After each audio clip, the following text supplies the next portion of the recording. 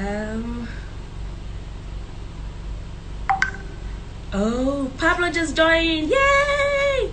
So Pablo, we're expecting your request. So, yay!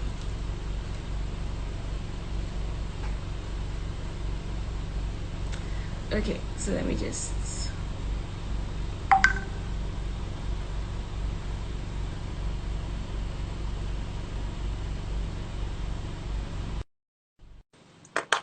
One, two, three. One, two, three. Go! Okay. Yes! Oh, oh my I god. have no idea what I'm doing.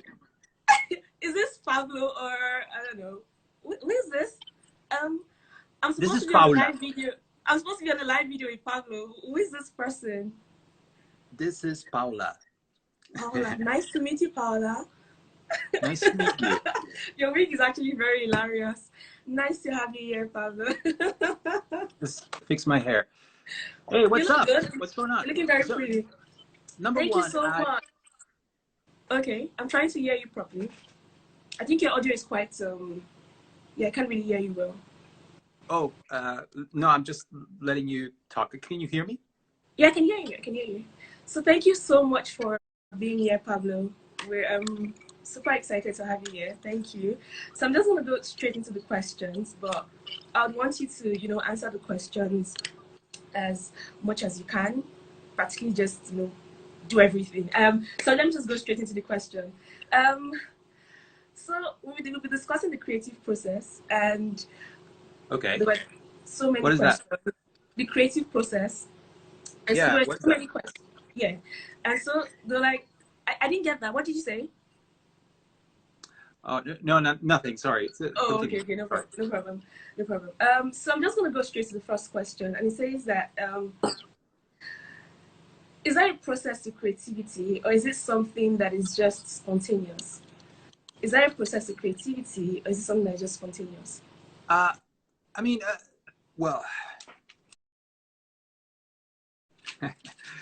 there's this myth that apparently like creativity just like comes from a magical place, and Mm. that suddenly you're going to have uh, like a moment, a spark in your head, and then creativity is going to flow. I don't believe in that myth. I mean, it has happened like in weird times when suddenly like something, oh, yeah, we should do that, or oh yeah, what about this? But it's usually creativity or those things just come from work and just like doing it over and over. It's it, it's really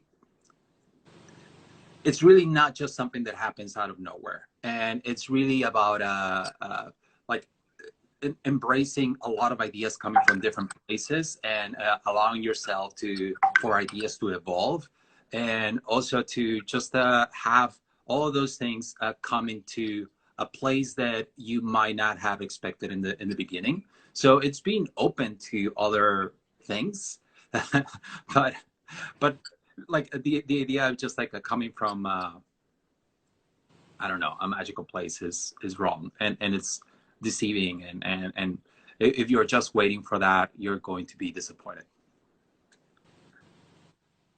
Okay. Amazing, amazing. Thank you, Pablo. That works. Thank you very much. Thank you very much. Um, I'd like to go to the next question. Yeah. And while I ask the next question, I'll look through, and if you want, you can also look through to see any question you would like to answer as well. As soon as we're done with the questions, so so the next question says that we know that you're a design leader and you've been designing for like ever, and sometimes I just wonder how you do everything at the same time. So the question is this: how can design leaders maintain their creative edge?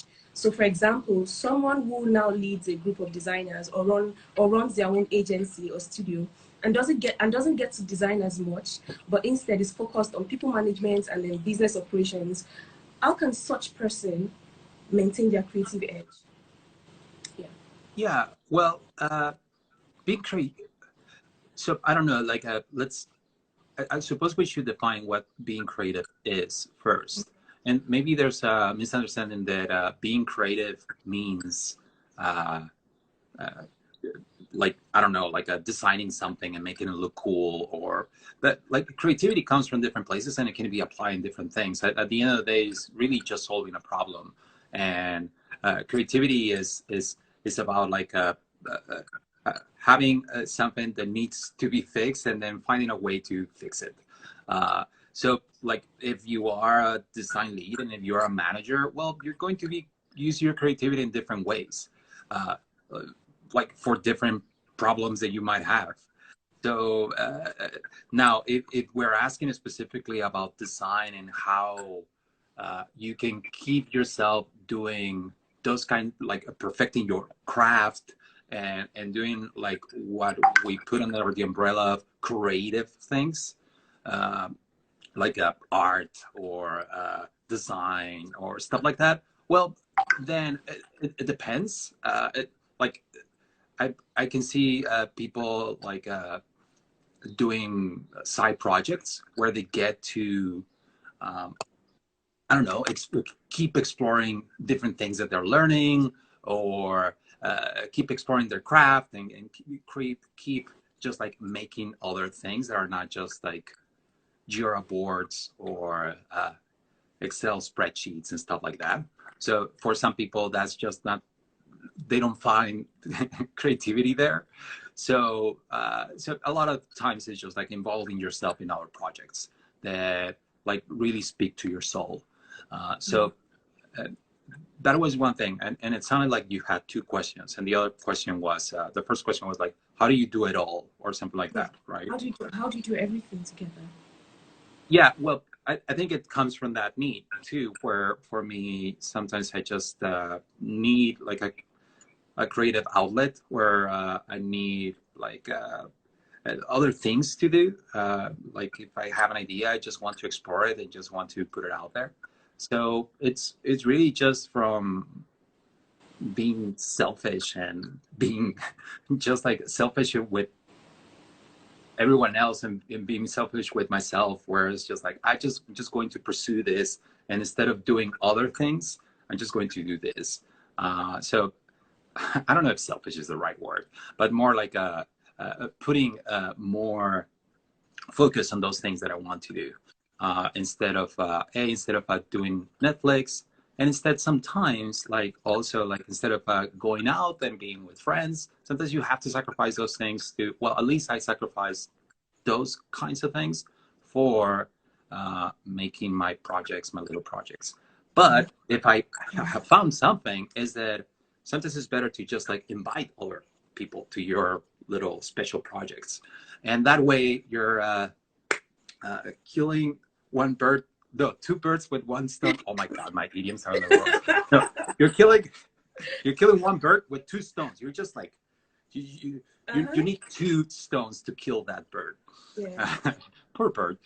No, but the idea is like, hey, sometimes you can do it both. You can bring other people that actually that you your friends, and it's like, hey, let's do this together. So that motivates you, and then that also just like keeps you in close contact with the people that you love. So that's something that I just realized that you could do. It's like you can ask for help, Pablo, and it's going to be okay. And sometimes people are going to be excited to help. I think sometimes I was raised in a way that it was like, no, you solve your own problems and you don't ask for help and you do it all by yourself, you know?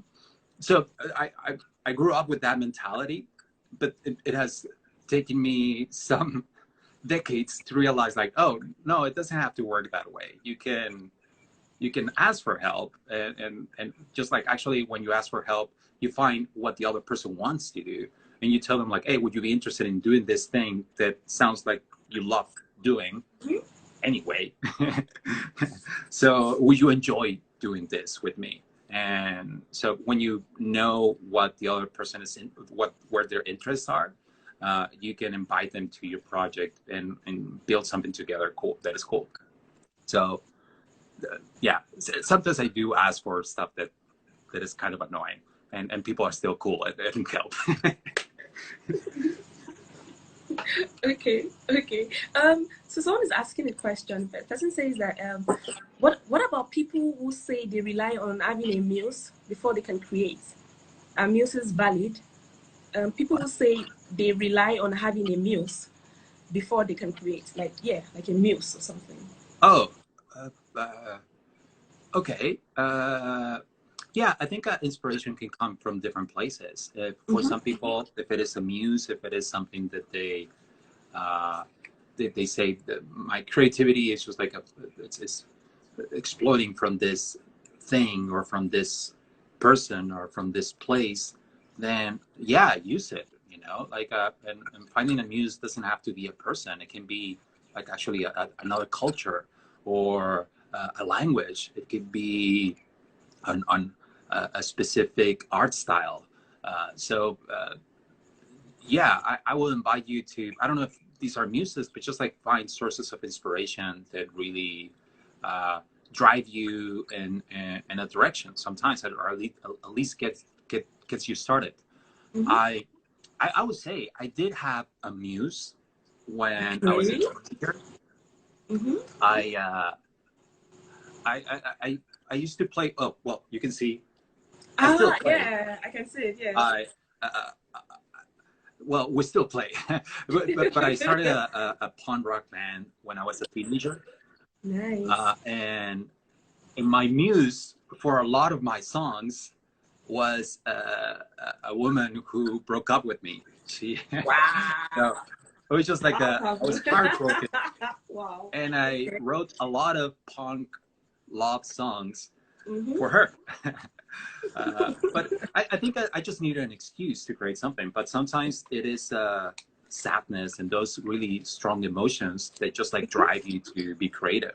So because I have the belief that our head cannot handle being down too long, and Yeah. like or brain starts just like no, we cannot just be here in the blues. Like we have to do something about it, and that's sometimes when creativity sparks too, where because of so I would invite you to just like sometimes like use that those dark moments to inspire you to do something.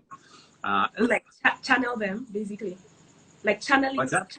like channeling them basically. Channeling, like channeling those dark moments. You're Correct. channeling Yeah, them. yeah, Yeah. yeah, exactly. Channeling that those dark forces. Yeah.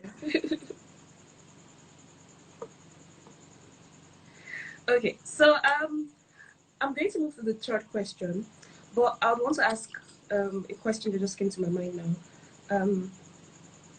So apart from making illustrations and all the amazing things you do, did you ever think of doing something else apart from this? Is there something else you would have done if not what you're doing now? Basically. Yeah, before I started in design, I was going to study.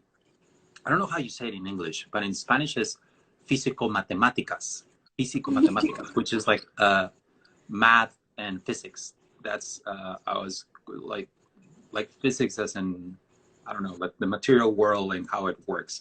Mm-hmm. That I was going to study that, but then I like where I live, they opened the design major or in the university. So I was like, oh, okay, this sounds actually cool. But I was going to travel just to study math, yeah, and Wow. physics. But I didn't do that. Another thing that now I think music will be one thing that I would like to one day keep exploring. I'm always making music, but I never put it out there, or I just put it out there. Wow, But that's actually surprising. Okay, I did know that.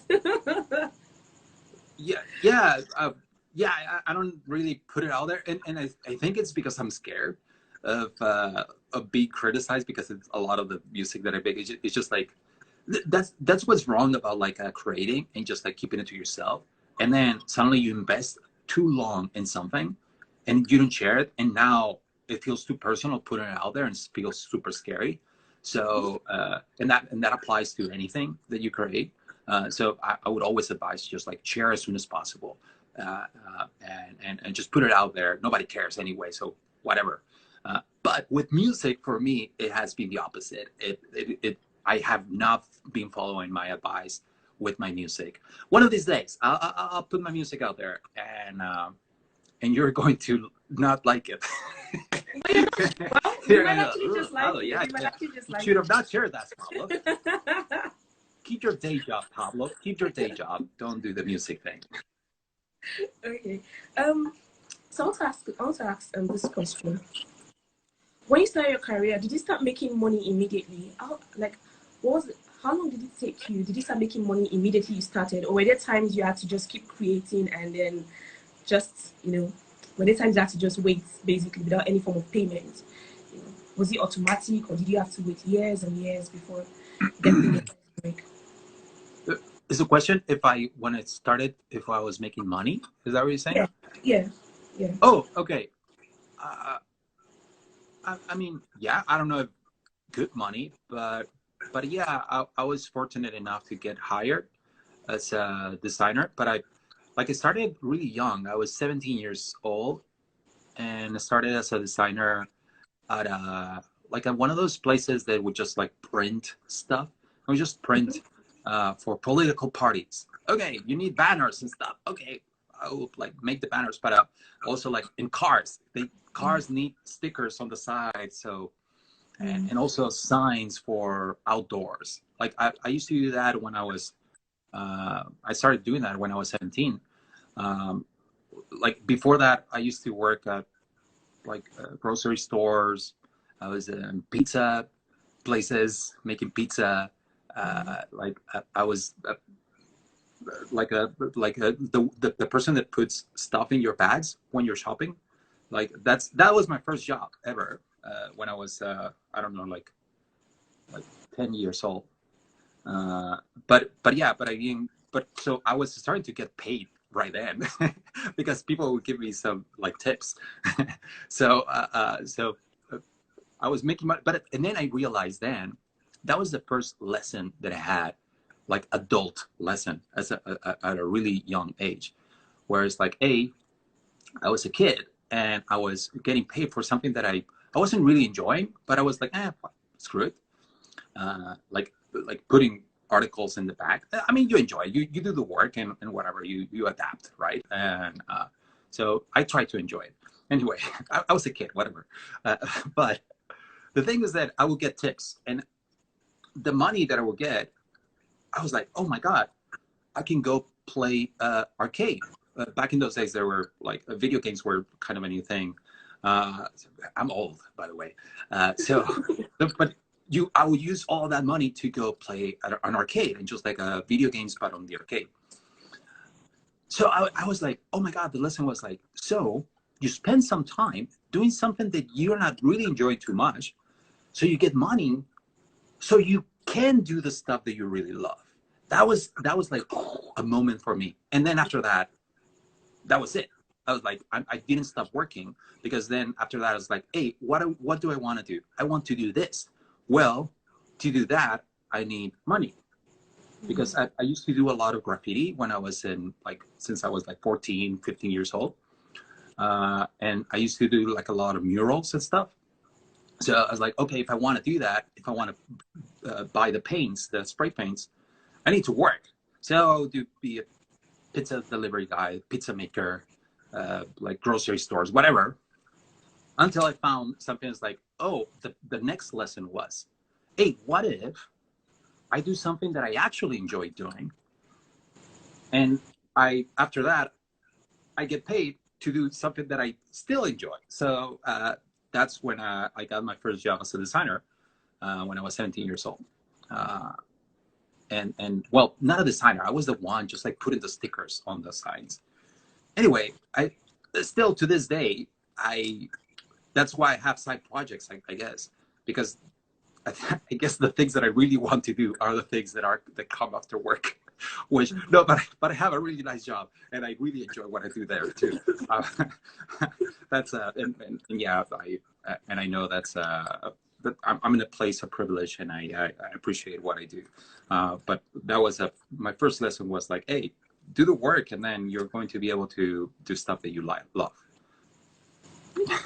Thank you, Pablo. Someone is asking it. So, okay, before I ask the next question, I like to like tell viewers that, you know, your story is actually really, really inspiring because it shows that for every designer, there's always a level where you have to start from. And it might not look like where you want to go to, but you just have to go through that process. Like you said, you used to do stickers for cars and graffiti, all those things. And I'm sure he was not even earning like as much as he's earning now. And so there's always that process for you to just go through that process, go through those years of it not making sense. Don't try to make sense out of anything. Just go through that process, and gradually you'll see yourself become who you want to be. So ask so Solomon is asking a question, and the question says that how does your interest in physics and maths, how does your interest in physics and maths influence your current career? I said, would you say that those interests actually play into your career in some way, in some type of way? Yeah, I think, I mean, if I want to reverse engineer my thinking, and just like hindsight is 2020, right? And from here, it's like, yeah, of course it inspired me to, and it gave me an understanding of the world. I don't know. I mean, if there was anything, I think I got the idea and the understanding that everything is connected and that everything comes from different places, and that one thing affects others. So I don't know if it exactly, but maybe it did. But I don't know. I wouldn't be able to really pinpoint how that affected my understanding of the world right now. I would say that yeah, like physics is just one of the funnest things that I ever studied. To be honest, I like the idea of like being able to know why things happen, and why the world around us, why it behaves how it behaves. Like that's a really like something that really stays with you, and that everything happens for a reason, and you can track down that reason. So like yeah, that's something that just like in your mind will always be. I don't know how it really affected my specifically my design career, but I think it's just like something that just affects your life. But yeah, but going back to that is, I think for example, one of the things that I recently realized, that I started like reading, started getting really interested about economics, and once you start like reading more and more about economics, you start realizing that a lot of that is about human behavior and how we take why and how we make decisions. And so like from an unexpected place, I was getting really inspired now, and I was realizing that all of this stuff could be applied in a way to my work. So I think if there's anything that I have learned, is that, like I was saying before, is embrace like serendipity, and embrace the chaos in the world, and embrace also the idea that while there's chaos, everything in a way it's also connected. So so when something that might not appear like it has something to do with an idea that you have, there might be something. So try to do a mashup of ideas. Sometimes for me it was like also just like making my comics. I think my I'm not a great comic artist. My comics are just doodles, but I think my comics became a little bit special because I was talking about design. So it was like the world of comics, web comics, but also this very specific world about product design. So then there was a niche, people that were just in that, like they found it special. So sometimes when you mix those things that are unexpected, you will find something also, I don't know, you will find something that is like different from other things, I guess. So yeah. Did that answer your question? I keep going in different places. Actually, you did. Like you said, you're actually spilling so much information, and I don't know if you can read the comments. And people are really like commenting. They're really inspired by everything you're saying, and yeah. So I'm going to ask the last question, and then I'll just pick out like some questions from the live chat. But I'm going to ask the last question now, and it says that what were your biggest hurdles Okay, what were the biggest hurdles you had to overcome in your career? What were the biggest hurdles you had to overcome in your career? The biggest what? Sorry. The biggest hurdles you had to overcome in your career. The biggest hurdles, and what Oh, advice? what? Yeah, maybe challenges basically. Oh, Yeah, the okay. biggest challenges Challenges. there. Yeah, challenges basically. And then what advice would you give? So the second question is, what advice would you give anyone who is just starting out and wants to have a career like yours? Okay. Yeah. That's three questions. You said one. Sorry, so sorry. You're mashing them up into Yeah, one. but you know, I'm sorry. So okay, what was the first question? The Okay, so challenges. Okay. what were your biggest challenges? Yeah. Yeah. Challenges. I think one of the main challenges that I had was English is my second language, and I am from Mexico originally, and I'm from a border town actually between, well, in the Mexican side, but between Mexico and the United States. And I think that uh, I grew up in a place that for some people down in the south of Mexico don't consider us like real Mexicans because we're like we're in a younger city too. So a lot of the traditions from Mexico, like were passed, and also we're super close to the United States. So it's like, oh, the people that are over there, Malinchistas. And obviously on the other side, Americans don't don't think we're one of them either. They're like, no, go back to your country. So in a way, we like at least I felt like I grew up in a very particular place where like it was kind of like in between, which creates something special too. Like we are really proud of what we are, and we're really proud of our culture and in this situation and where we're at. But at the same time, when I moved to the United States and I started working over there and started working with at a place where everyone speaks English and you have to present your ideas to I don't know, to VCs and to people that are super important that they all speak perfect English. I started realizing that I had a lot of insecurities and a lot of fear and a lot of stuff that I was like bottled up inside. And so all of that stuff started like really surfacing, and the stuff that I didn't even know that was there, but just like a lot of doubts, self-doubt that I had, and fears, and like for some time when I moved to San Francisco, I realized that I felt like I didn't belong, and also it was just like my language was not great. But that I took that and I put it as a challenge for myself. Where it's like, okay, well, it's like one of the main things that you have to do is, like, as a designer, is like sell your ideas. You're kind of a sales person when you're a designer, because you have to convince others. Very, very true. You have to convince others for your idea, and just like hey, well, let's go over here on this vision that I have. And others are going to be like, yeah, but your English is not great, so I don't know if I want to. So like I realized that I needed to improve my way of talking and just like expressing my ideas. So like I started doing a lot of videos, and I started doing a lot of like online courses. And I like, number one is because I wanted to learn the tools. So for me, I think teaching was a way for me to really learn it, because if I wanted to learn, I had to. I mean, if I wanted to teach, I had to learn it really deeply. That was one.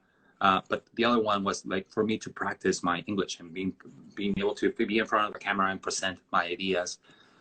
So that was a challenge that I had, just like dealing with those insecurities and dealing with all that crap that was in my head. But then you realize that you're not the only one, that a lot of people just feel that way. Everyone has something. True. Very true. Yeah, but also you realize that that's never going to go away. That is always going to be there. There's always going to be that self-doubt and that little voice that's telling you like, no, you cannot do it. No, you suck. And you're like, okay, cool. It's always there. It's always right here, right now. It's like talking to me softly, telling me like, what are you doing? Nobody understands what you're saying. You just go in a different way. It's like, yeah, hold on, I know, hold on. Now you're talking about me? Yeah, okay.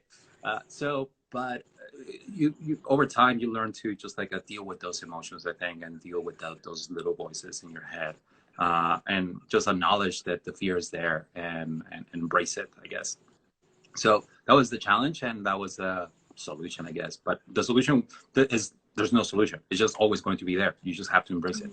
Just live with it. So, and also just practice like anything. English, your presentation skills, all that stuff. It's just like you just have to do the work. If you want to get better at drawing, practice. If you want to get better at talking, practice. If you want to get better at writing, write. Write a lot. You want to find your style of illustration? Well, draw a lot. Do a lot of illustrations in different styles first. Oh my before gosh. Yeah, like there are no shortcuts to anything, and so the challenge was that voice that wanted to just like feel good right away, and that was a challenge where it's like I don't want to feel like I'm incompetent. Well, you start gaining confidence in yourself after doing a lot of work and realizing how to do it. So I don't know. So that was a challenge. What was the question number 2 of your bundle question?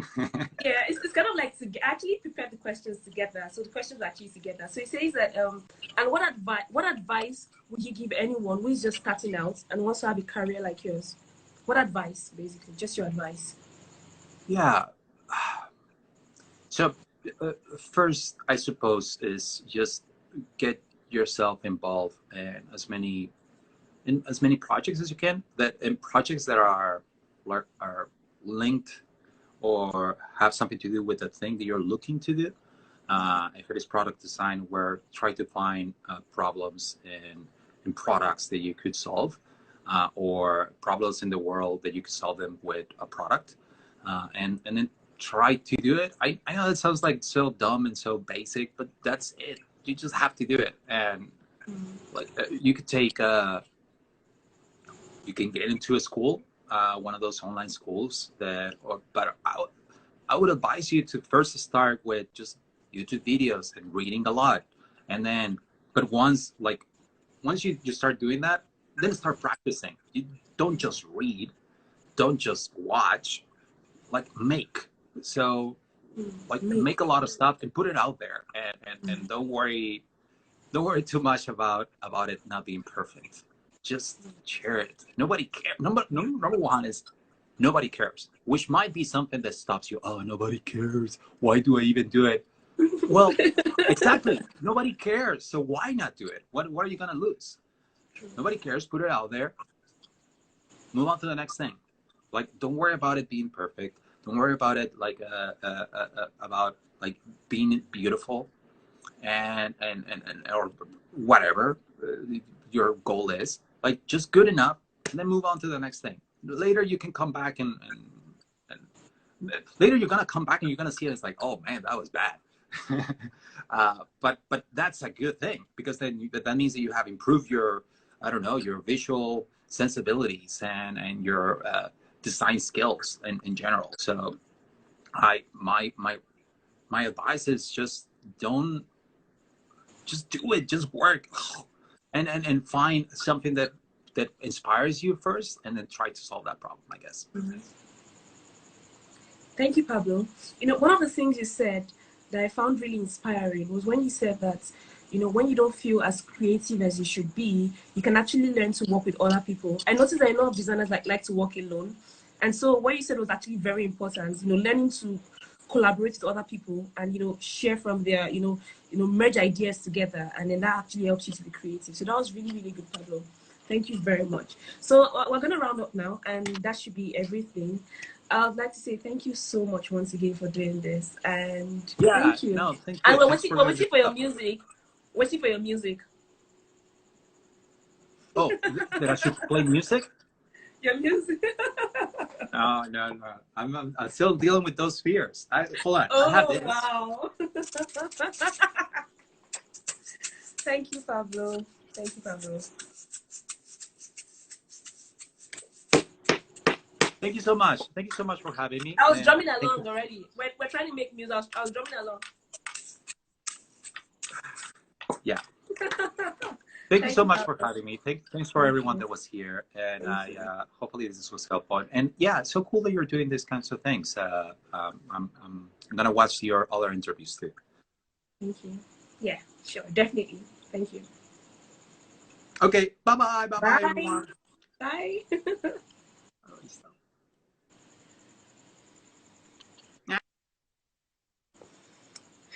So guys, I hope you're inspired. Thank you for joining us today.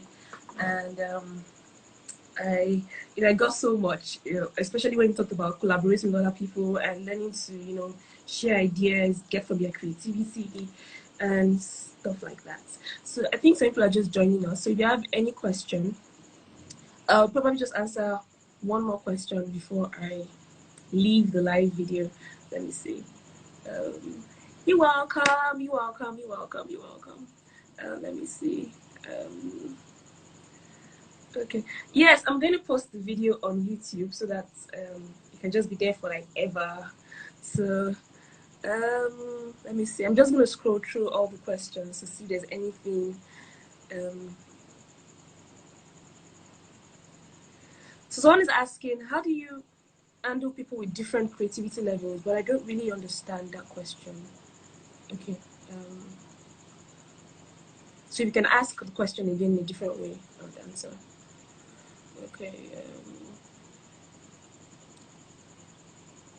So one of the things that Pablo said that I found very, very useful is that when you're creating something, you don't really have to wait for it to be perfect. You just have to like put it out there and just do what you have to do. And yeah, so the other things he spoke about, you can always rewatch the video over and over again. So I'm just gonna leave now, and so that I don't drag the video further. So I'm just gonna leave now. Thank you so much for joining us, guys. So I'm gonna post a screenshot of this session on my Instagram page. So you can just go there and leave your feedback. Thank you, guys. Bye.